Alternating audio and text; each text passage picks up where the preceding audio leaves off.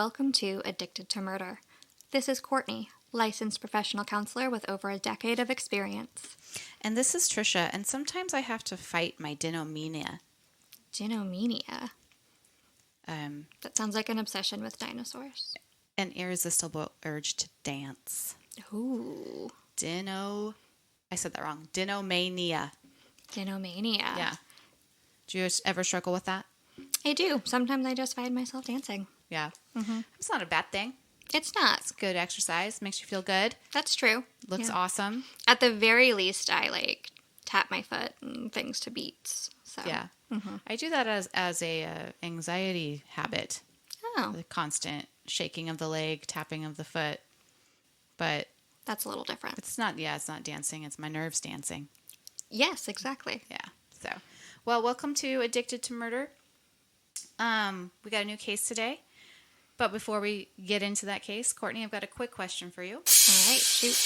If you could go to outer space, would you?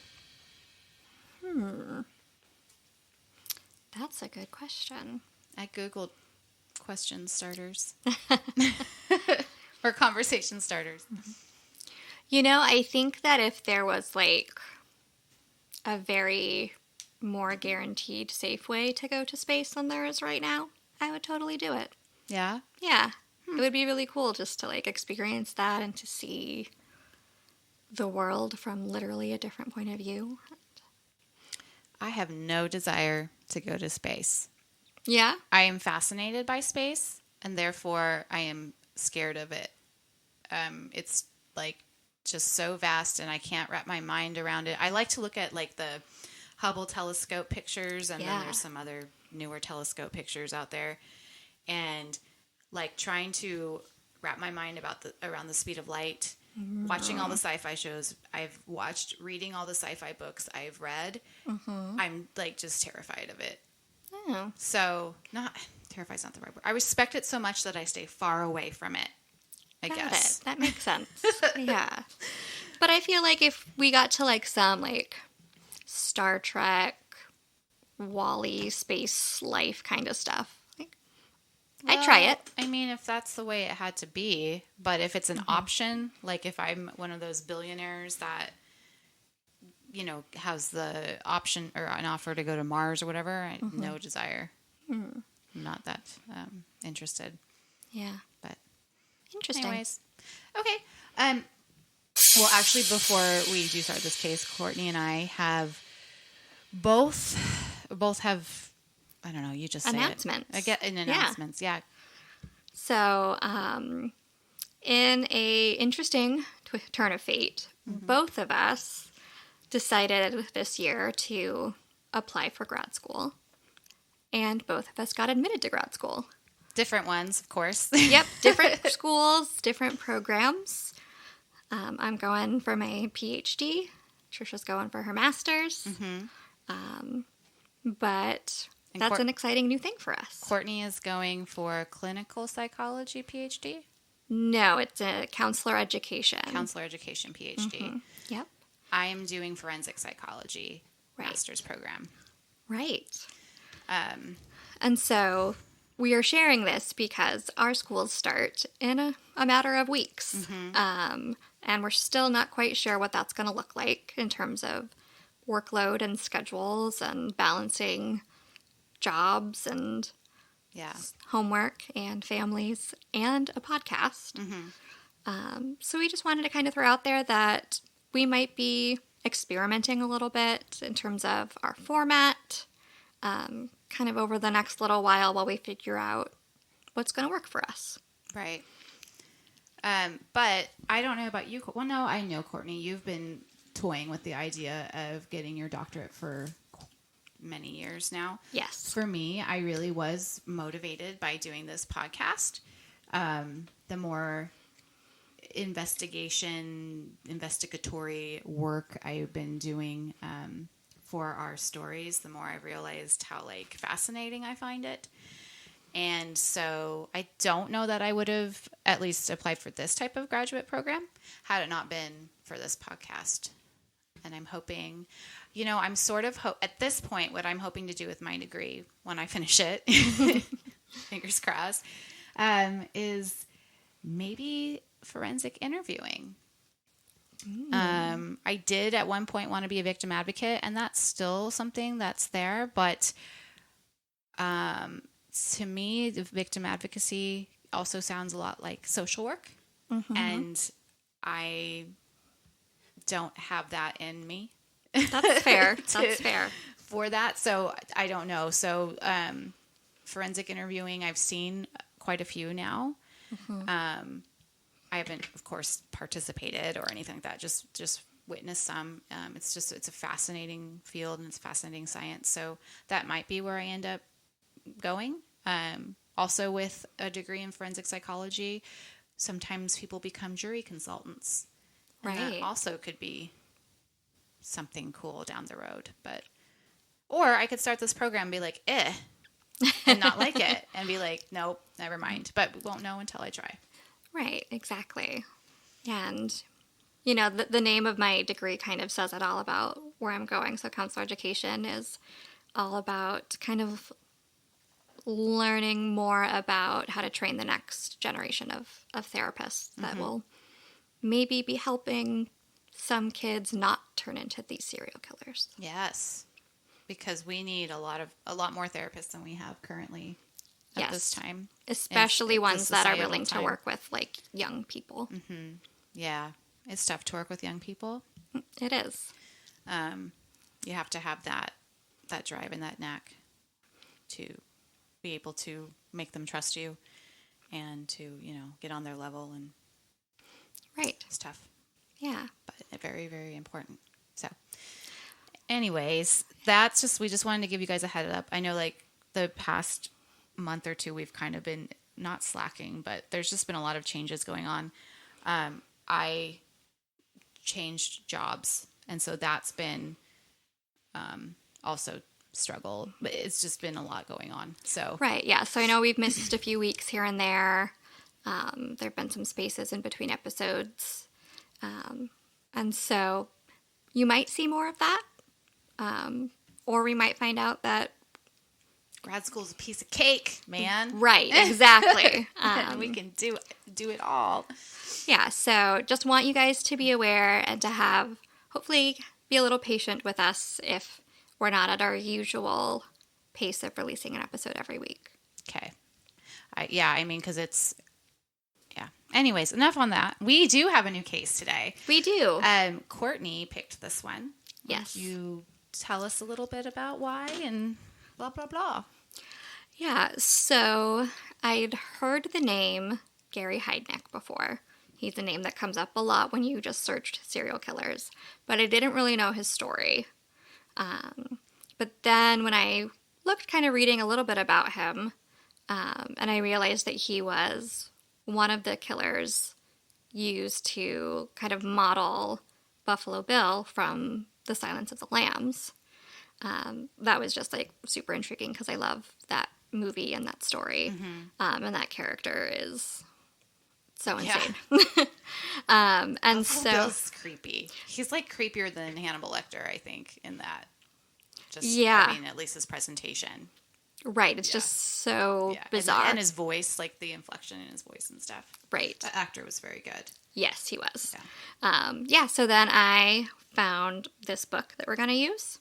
It's called Cellar of Horror. And it's by Ken Englade. Thank you. It's an older book. It is. Yeah. But it was super interesting, and so here we are.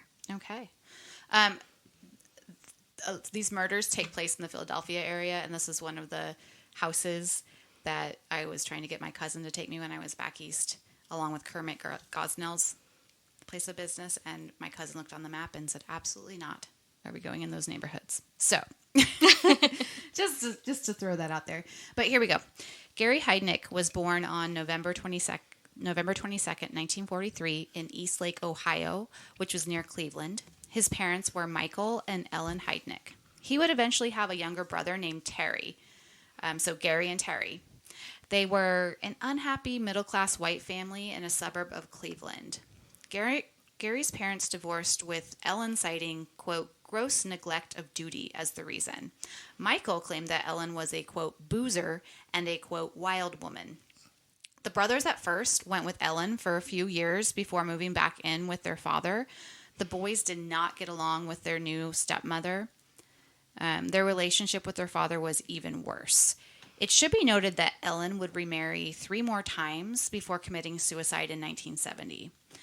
Like I said, the book we're using is called Cellar of Horror, and it's by Ken Englade, and it points out that 2 of Ellen's husbands were black. I'm only stating that because this racial thing kind of comes back into play later on. Right. It's a detail that we might revisit. Yeah. As I said, the boys did not get along with their father. Gary spoke of a time when he wet the bed, and his dad, to humiliate him, made him hang the sheet out of the second-story window for all of the neighbors to see. Courtney, what does this type of humiliation do to a young boy? Humiliation generally leads to 2 main emotions, anger and shame. And so when a child is publicly humiliated, particularly by a parent who's supposed to protect them, and because of something that they don't have control over, an immense amount of shame can be created because of that. So Gary wetting the bed was likely not something he had any control over, but he was taught that this event was unacceptable and wrong, and that basically he was a bad person because it had happened to him. And then along with the shame comes often a lot of anger or rage towards the person who's causing it. So I imagine that Gary felt a lot of anger towards his dad after this as well. I would feel anger. Yeah, definitely. Yeah. So if Michael thought Gary was very, very bad, he would hang his son out of that second-story window, hanging onto him by his ankles. So he's like dangling his kid. I'm like showing you guys this and you can't see it. By his like ankle with his head pointing down the pavement from a second-story window. Like just scared the shit out of him. It's got to be the reason why. So Courtney, how about that treatment of a young person? I mean, that would absolutely be terrifying and traumatizing to anybody. It could definitely lead to post-traumatic stress disorder, and at the very least, it would likely build a connection between kind of this intense fear and making mistakes or being in trouble. It could lead to distrust or fear of parental and authority figures, understandably. And also possibly to the adoption of things like dishonesty or manipulative behaviors to try and avoid mistakes being discovered or avoid being in trouble. Sure. I mean, that's a severe punishment. Yes, absolutely. Especially when you're little. I mean, It's awful for anyone, but one of the few things that small children are afraid of is heights and loud noises. So, right. That's and just one falling. of the that's one of the fears we're born with. So that's just got to be so awful. So other humiliating things Michael would do to his young sons would be to paint bullseyes on the back of their pants and send them to school like that. Let's talk about Michael. Why do some folks feel the need to embarrass others, especially their own children? It really all comes back to our good friends' power and control.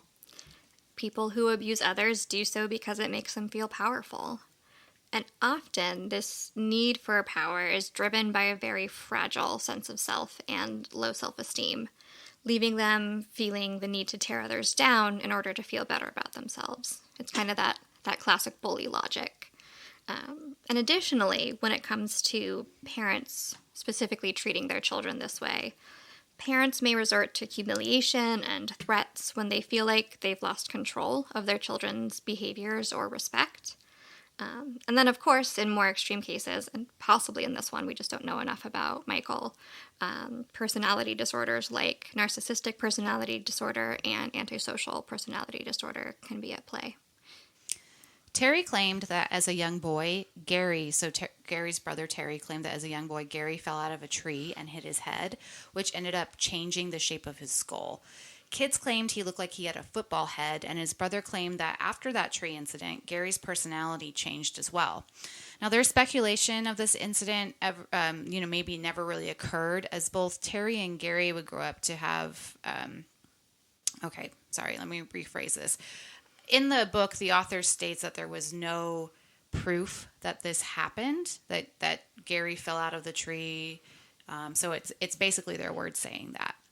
But both of the kids, Terry and Gary, would grow up to have mental health issues, and many of their stories, because of this, are suspect that they might not be true. So it's not the first time we've seen, if it is true, it's not the first time that we've seen head trauma changing a personality or affecting a person later in life. Courtney, do you want to add anything regarding this topic? I'm sort of thinking of Richard Ramirez and Arthur Shawcross, and they both suffered, various head injuries in their youths. Right. Yeah. As we've seen, head injuries are never a good thing. Depending on what part of the brain is injured, they can impact different systems that control things like emotional regulation, impulse control, memory, and personality. And then additionally, some research has found that a person who's experienced a traumatic brain injury has a 60% higher risk of developing mental health conditions like mood disorders or schizophrenia. And that's kind of what I was trying to say in the last paragraph, but I fumbled it up, that like his head injury could have helped cause the mental health issues that he was going to have down the line. Right. People don't believe people when they have, it's just like this cycle. So I don't know if he fell out of that tree. He claims it. His brother claimed it. It would make sense to me if he had a traumatic head injury based on what happens in the future. Absolutely. As Gary grew up, he joined the Scouts and he dated a little bit. He was pretty shy, so that part of his life was somewhat limited. He was fascinated by the world of business. He studied what he could get his hands on and would read the business section of the paper religiously. He was also very interested in the armed forces. He had ambitions to go to West Point. His dad managed to send him to a military school in the 9th grade. He scored exceptional remarks and was a model student during his time there. Sometime during his high school years, Gary claimed that he visited his first shrink. That was his word.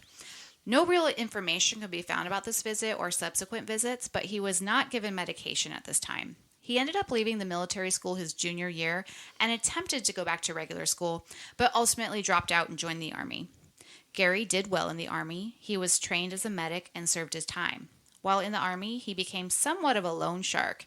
He was very good at saving his money, and so he decided to make an income by letting others borrow it.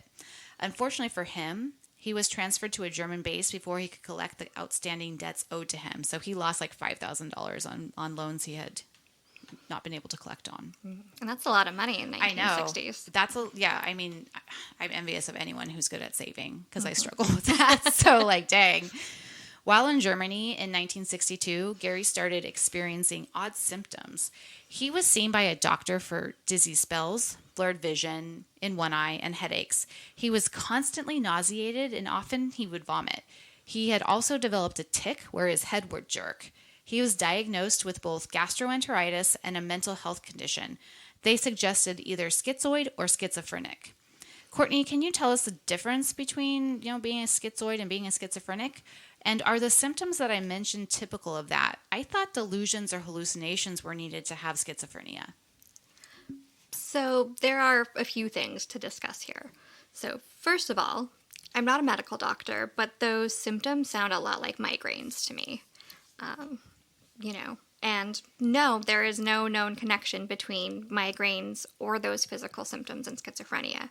Schizophrenia technically has very few physical manifestations. It's mostly psychological. And then secondly, you're correct that for a diagnosis of schizophrenia by today's standards, the presence of hallucinations or delusions is required. However, back in 1962, psychiatrists were still using the very first edition of the DSM, which only had 3 categories. Things could be physical or biologically based, like a brain tumor. They could be psychotic, like schizophrenia, or they could be a neurotic disorder, like anxiety or depression. So schizoid and schizophrenia had different meanings back then than they do now. And pretty much everything that didn't fit neatly into a biological thing or like a neuroses, they just called schizophrenia. It was sort of the catch-all label. Now, in modern times, the DSM-5 separates schizophrenia as a psychotic disorder that presents with distorted thinking and perception, like delusions and hallucinations, bizarre behaviors and language, and changes in emotion and affect. Whereas schizotypal, formerly known as schizoid, personality disorder is, well, it's a personality disorder, in which a person has consistent traits of paranoia, distrust of others, bizarre behaviors or interests, and some social isolation. But they don't necessarily have to have, like, the thinking and perceptual problems. Now, as for Gary, there must have been, I hope, other things that his doctors observed besides headaches and dizziness in order for him to be given and to be able to keep a schizophrenia diagnosis as time went on. And maybe this was just what was available in the book. Exactly. So. Well, 2 months later, he was sent back to the States to the hospital at Valley Forge, and by this time he was complaining of seeing things move. He was discharged and was considered 100% mentally disabled. He then moved to Philadelphia, where he got his LPN certificate, Licensed Practical Nurse Certificate, and enrolled in the University of Pennsylvania, taking many classes. I don't know if back then it was an Ivy League school, but it is now. He got a job at the University of Pennsylvania Hospital as an orderly, but he would eventually lose that position due to being messy, basically. He then tried his hand at psychiatric nurse program, but that only lasted 4 months. Gary's mental health was deteriorating. During the years between 1962 and 1987, Gary would attempt suicide multiple times, and he did it in a variety of ways. Once he drove his motorcycle into a truck. Another time he crushed a light bulb and swallowed the glass. He attempted to hang himself, and he also attempted to overdose on his prescription medication a couple of times. Courtney, I know we talked about this a bit with Charles Cullen. Some of these suicide attempts seem very much like he wanted to die. There were 13 attempts in all that were made. Why do you think he was not successful at least once? I mean, honestly, with that many attempts, his surviving all of them may just have been kind of dumb luck. So you think some of them were, if not all of them, were actual attempts and not just like, I'm just going to do just a little bit of glass that I think know so. Won't kill me. Okay. Right. I mean, if you're going to like run your motorcycle into another vehicle, like that is a very high risk behavior. Right. And I'm assuming back then they didn't wear helmets. At least they weren't required to. Yeah. Gary was often admitted into hospitals after these attempts. He would go voluntarily much of the time, but he didn't always cooperate once there. He was known for going mute for weeks on end. Sometimes he would write on paper, but often he would just check out mentally, or that's how it seemed. One of his diagnoses was a form of catatonia, in fact. When he did take tests, they found his IQ to be in the superior range at the 95th percentile. He would also score highly on personality type tests. It was revealed that Gary needed to be in an authoritative role. He needed to be in power. Courtney, we've learned that so much violent and sexual crime is committed because the perpetrator needs to have power over another. Right, and Gary particularly could be susceptible to craving power and control, given how powerless and ashamed he likely felt when he was enduring the abuse from his father. Right, I mean, you are so powerless when you're being dangled over a window or outside of a window by your ankle. Exactly. Yeah. Gary began to be hospitalized constantly. He would have to have a hospital employee basically watch him at all times because he would try to kill himself in the hospital. He would hoard his medications to take a massive amount at once. He one time tied a string around his toe to induce gangrene and hoped that that would kill him. He would continue to go mute. At one point, he was admitted because he hit his brother with a piece of wood. Terry was convalescing in the hospital when Gary came by. Terry asked him, quote, "What if you had killed me?" To which Gary replied, quote, "I would have put your body in the bathtub and poured acid over it to dissolve the bones. I would have had to be careful while mixing the acid, though, because I wouldn't want to damage the drain pipes. I would leave you there to soak for 2 or 3 days, and if there were any big bones left, I'd saw them up and put them into the trash compactor. Then I'd distribute them around the neighborhood in various cans." Courtney? Well, I mean, clearly he had thought about this before. Can you just imagine being his brother like, what the fuck? Right. I wish I hadn't asked. Right. Like, were you trying to kill me? It sounds like it. He had a freaking plan, but yeah. There weren't any hospitalizations for Gary in Pennsylvania between 1972 and 1978, although that does not mean that during that time he was not hospitalized, like in maybe another state or a private institution that they just didn't have access to the records.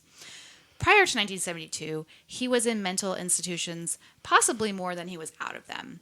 He disregarded most of his personal hygiene. He smelled Awful, right? He would roll up a pant leg when he didn't want to talk to anyone, and he would use a military salute almost compulsively. The psychiatrists on staff kind of figured that he was like a lifer, was kind of the consensus. Yeah. And I mean, just kind of want to note that his odd behaviors that you've described are all actually pretty characteristic of someone experiencing psychosis. You know, bizarre communication, selective mutism, strange hygiene and dress, and even catatonia, which is sort of like being awake but completely non-responsive to outside stimuli. They're all common symptoms of psychosis. And also, you know, psychosis is connected to increased risk of suicide and suicidal behaviors. So with selective mutism, is it a voluntary thing where they're like consciously like, I'm not going to talk, or is it more like something that's out of their control and they're subconsciously not even doing it? They're just not talking. What do you think? It is a both and situation. Mm-hmm. You know, I think sometimes it might start as like, I just don't want to talk. Or in some particular cases, it might be a choice. But I think kind of where Gary was, given the severity of kind of the other symptoms he displayed, I think it was most likely something that he was not fully in control of. In a case where mutism is something that someone's fully in control of, is that, do you think, the motivating factor just something to be in control of? That is definitely, you know, something that can be a big part of it. Mm-hmm. Anxiety is also a big part of it. And so, I mean, anxiety and lack of control are often tied together as well. Yeah. Well, in 1971, Gary had an epiphany. He was in Philly and decided to go get a donut. Well, he got in his car and he kept on going west. And the donut run took him all the way to California, to the Pacific Ocean. There he claimed that he was visited by God. God told him to go back to Philadelphia and to start a new church that would care for the mentally and physically disabled. Jesus also visited him during this time in his life and gave him stock market tips. Gary did as he was commanded, and during one of his stays in a mental hospital, applied to incorporate the United Church of the Ministers of God. He was approved. The other founding members were his brother Terry and a mentally disabled woman that he was then living with, along with a few others. Gary was made bishop of this church, and through the bylaws, he would rule the church for life. As the bishop, he would be in control of any and all church funds. He played the stock market, perhaps using the tips that he said he received from Jesus, and he actually did very well. He invested $1,500 that would grow to over $500,000. When Gary was not in mental hospitals, he would preach. He would try to help the congregation learn to read, and he would play hymns on a stereo. The church would later be picked apart by lawyers. You know, like, was it a church? Was it a cult? Was it a scam? I don't know. Courtney, what are your thoughts on this? Do you think that some cult leaders may suffer from schizophrenia and may really feel that some outside force commanded them to create a church? What about Gary? So, based on my research, I don't think that schizophrenia specifically is common for cult leaders. As leading a cult or organization, it just requires so much more organization and planning than most people with schizophrenia are able to do, especially if they're like unmedicated, that kind of thing. But the most common mental illness associated with cult leaders is narcissistic personality disorder. Surprise. Mm-hmm. But there is a small number that may suffer from a delusional disorder. So delusions, which are kind of like firmly held false beliefs, can be present without any other psychotic symptoms. And so these leaders truly believe in what they are preaching and predicting. And that pure conviction can be enticing and convincing to others and can ultimately lead to what's kind of known as a shared delusion. So it starts with one guy and then all the followers come to share that delusion with him. And so I think it's possible that Gary fell into this category where he genuinely maybe believed that he was called by God, but that when his other symptoms were in remission or, you know, not so present, he was able to use his business savvy and his intelligence to kind of take advantage of his parishioners. Well, Gary's legal troubles started when he was first arrested. It's his first on record that we know of in 1976. He was charged with aggravated assault, carrying a firearm without a license, and doing so on public streets. It actually seemed like he should have been charged with attempted murder, as he shot a pistol at a man's face. The man turned his head just in time and avoided being the target. The charges were dismissed with no reason given. Almost 2 years after that, he was in trouble with the law again. At this time, he was living with and impregnated a mentally disabled black woman, then starved her. By the time she gave birth, she had only gained 5 pounds due to his diet restrictions. The baby was put into a foster home. After that, Gary and his girlfriend visited her mentally disabled sister, who was living in a facility near Harrisburg, Pennsylvania. Now, Gary's IQ was tested about 130. His girlfriend, Ann Jeanette, who had the baby that they was now in the foster system, was tested to be around 40, and Ann Jeanette's sister, who was in this facility, was 30. Gary filled out paperwork to take Alberta, that's the sister, out for the day, and he did not return her as promised. 9 days later, a court order was sent to Gary demanding that he return Alberta to the facility that she had been living in. Gary told the woman that Alberta was not at his house. He let her look around, and she was nowhere to be seen. Gary claimed that he put her on the bus back to the facility when he was supposed to. The next day, they went back, but with police this time. And instead of searching just, Gary's particular dwelling, they searched the whole building, and they found Alberta in a storage room in the basement. The poor woman was terrified and shaking, and when she saw the worker from the facility, she ran into her arms, so happy to have been rescued. When they did a medical exam on Alberta, they found evidence of recent sexual intercourse. They found sperm in her mouth and gonorrhea in her throat.